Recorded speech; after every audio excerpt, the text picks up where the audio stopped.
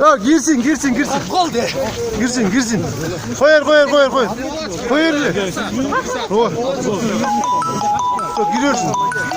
Görüyorsun da. Fakat iyice sen kamera ne? Kaçmayın.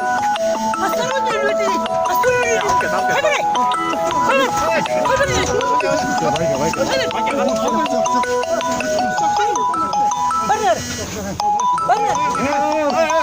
Tutasınlar bak.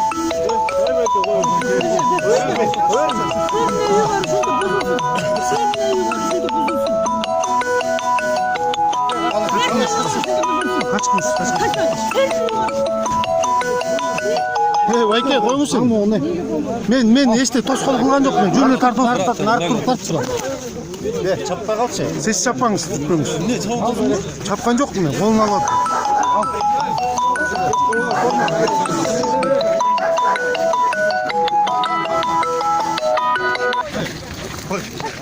Men urba. Ben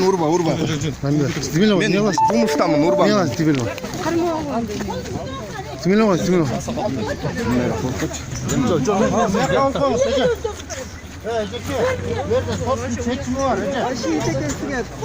Adam gelsin yer yok. İyi de gelsin.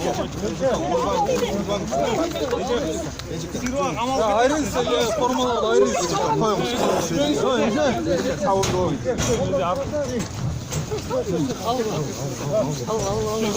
Все, давай. Koyar. Tartkan okumuş vardı. Men tibele koy. Ya kılıyorsun. Geçti kılmaz. Koyar değil mi? Tartı öyle turayım bu. Tartayın ne? Tartayın. Bolgar kal. Cıngız. Ya gel lan bunda tursana da artist plan bol.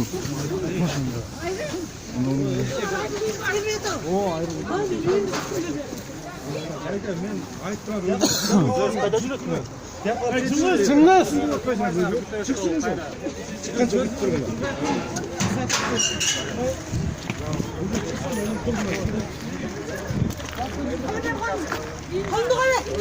Konduğa ver deyim. Getir.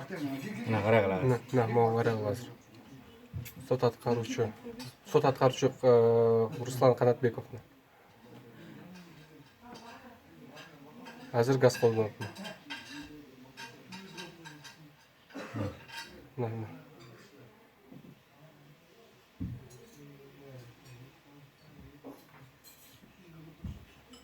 Анна шөнтөгүнөн газ алып чыктым мына.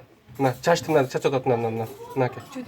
Шөнтөгүнө сала койдум. Мына азыр командир рота мына азыр сүйрөп чыгып алып кетет мына. Командир рота алып чыгып берет мына. Мынаке. Элге көрсөтпөй. Мынаке. Капшонун кет азыр качат. Ана.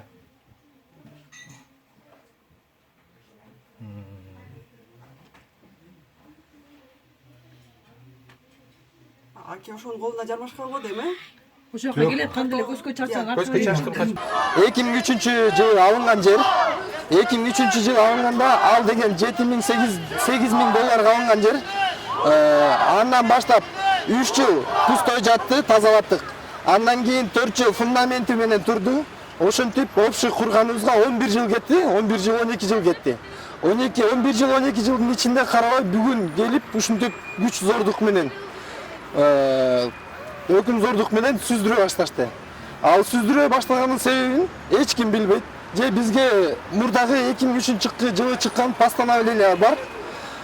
Профсоюзная А45А, 45В, 45Г деген эмелери бар. Ошолордун эмесинде негизинде бул документтештирилген жерлер болчу. Ал документтештирилген жерлерди азыр уже документтериңердин бардыгы фальшивый деп көргөзүп атат. Бул жердин эзи менин бир тууган жездем Жeenалиев Норузбай Алишерович болот. Эжем болсо Жeenалиева Айна Исраиловна болот. Булар ошо мыйзамдуу түрүндө алышкан. Бүттүгүн мыйзамдуу түрүндө көз регистр бар, ген план бар. Бүттүк документтерди караштырганда соттун ушу акыйкатсыз чечими болуп калды, что бардыгын ордунда мурдагы боюнча калтырды. Экинчиден болгондо бул отставкадагы полковник 32 жыл мурда 32 жыл военный болуп иштеген. МВДнын военный отставкадагы полковниги. Мамлекет тарабынан эч кандай үй да берилген жок, жер да берилген жок, эч кандай эч нерсе берилген жок. Азыр кайра өзүнүн мээнети менен Россиялап иштеп келди, кредит алып, жыгач сатып, ушинтип иштеп жүргөн моментинде ушинтип участок алып там салатса, тамды келип бир күндө бузуп салат. Бузганда дагы эч кандай предупреждение жок, соттун кагаздарын көргөзбөйт.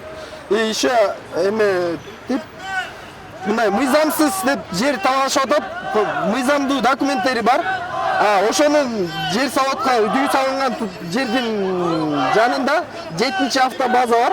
Ошол 7-чи автобазанын хозяйыны еврей улутундагы болду. Дагы бир сөздөр чыгып атат, корей улутундагыга саткан. Андан кийинки сөзүбүз болсо, андан кийинки билген сөздөрүбүз. Бул биздин бизнесмен кыргыз байкелердин бирөөсүнө саткан.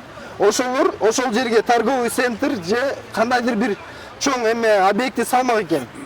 Ал жер мурдагы мэриянын немеси боюнча ал жерде эч кандай мындай мыйзам укуктарындай бузулбаган экен да.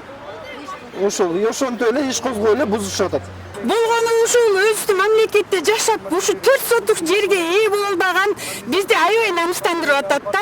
Энчин дегенде үйүм өзүм чейин дейт. Кыргыз жараны өзүнүн чейин, өзүнүн семьясын, өзүнүн үйүн сактай албай калаткан кандай намыскөөлүк, кандай адамкерчиликсиз, кандай ушундай туура эмес иштер болуп атат.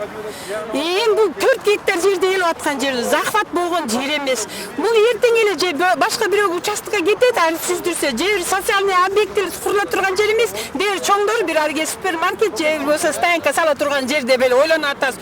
Бул нерсе профсоюзный көчө жазылгандан баштап эле ушулар аябай активно иштей баштады да. Ага чейин активно деле иштеген эмес.